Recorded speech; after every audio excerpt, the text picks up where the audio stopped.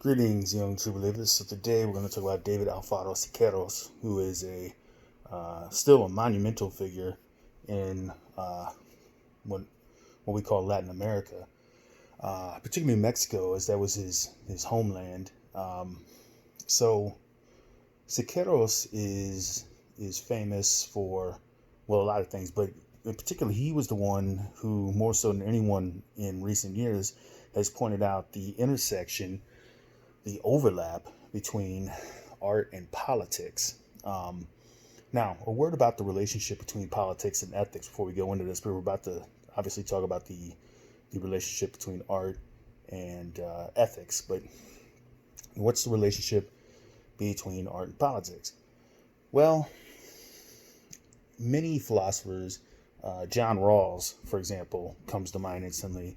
He's argued that in the years since World War II, it's ridiculous to talk about uh, ethics if you're not going to talk about politics, because politics, it is argued, is just ethics on a large scale.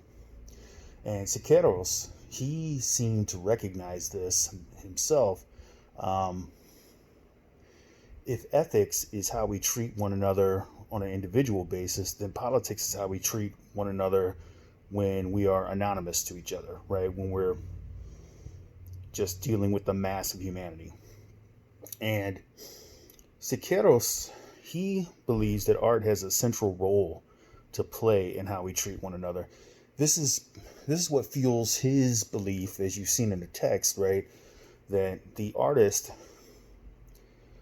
should be politically engaged. The artist uh, should involve him or herself in politics, and he thinks the best way for the artist to do this is to do this through the medium that they are most familiar with, through their work. And this in turn fuels his argument that um, art needs to go back to what it was before the Industrial Revolution. And actually, as a matter of fact, he goes back a little bit further than that, because he notes that this trend of, as he calls it, buying art, sticking it in a bag, and taking it home, right? He thinks this is what the rich class, the upper classes, do, right? Art used to be public, right, prior to the Renaissance, right? And it's really sped up after the Industrial Revolution. Instead of murals, instead of public displays of art, statues and murals and uh,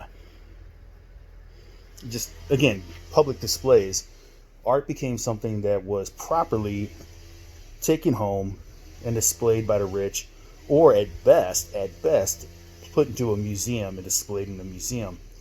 Art should be out in the public, and it should express issues that, or convey issues that are immediately important or grasped by the public, right? Um, you'll notice that Siqueiros seems to suggest he has a bit of a problem. Not to say that he disdains it necessarily, but he doesn't like abstract art insofar as it does not convey a ready message to the public, right? And he thinks this is the function of art. Um, Artists, on his view, have a duty to be the spokespeople of the public, right?